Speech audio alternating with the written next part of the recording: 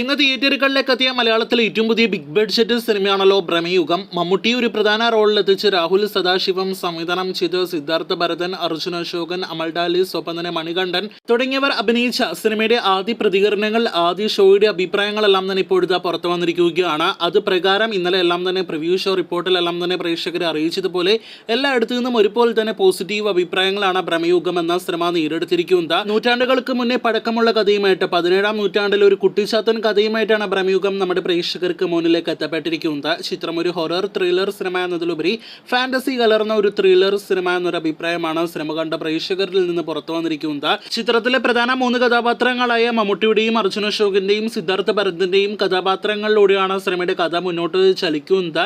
മമ്മൂട്ടിയുടെ കരിയറിലെ തന്നെ അടുത്ത മികച്ചൊരു പ്രകടനം, അതോടൊപ്പം തന്നെ അർജുൻ അശോകന്റെ കരിയറിലെ തന്നെ ബെസ്റ്റ് പ്രകടനം തുടങ്ങിയ അഭിപ്രായങ്ങളാണ് സിനിമയെക്കുറിച്ച് വരുന്നത്.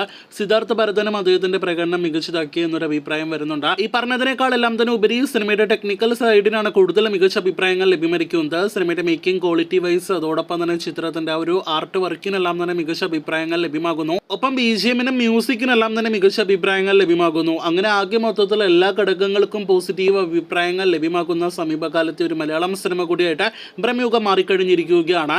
സിനിമ തിയേറ്ററുകളിലേക്ക് എത്തുന്നതിന് മുന്നേ ചിത്രത്തിന്റെ ബ്ലാക്ക് ആൻഡ് വൈറ്റ് സിനിമയ്ക്ക് ഒരു നെഗറ്റീവായിട്ട് മാറുമോ എന്ന് പലരും ചിന്തിച്ചിരുന്നു.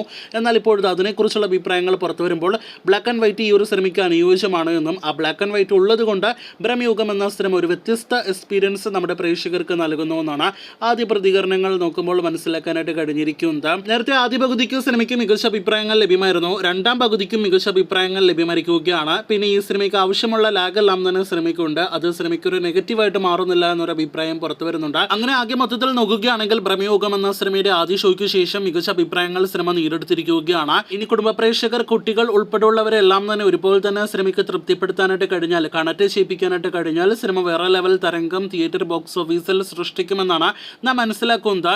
എന്തായാലും കൊടുമൺ പോറ്റിയുടെ കളി തുടങ്ങിയിരിക്കുകയാണ്. കാത്തിരിക്കൂ ഭ്രമയുഗം എന്ന സിനിമയുടെ കൂടുതൽ വീഡിയോകൾ കേട്ടാം.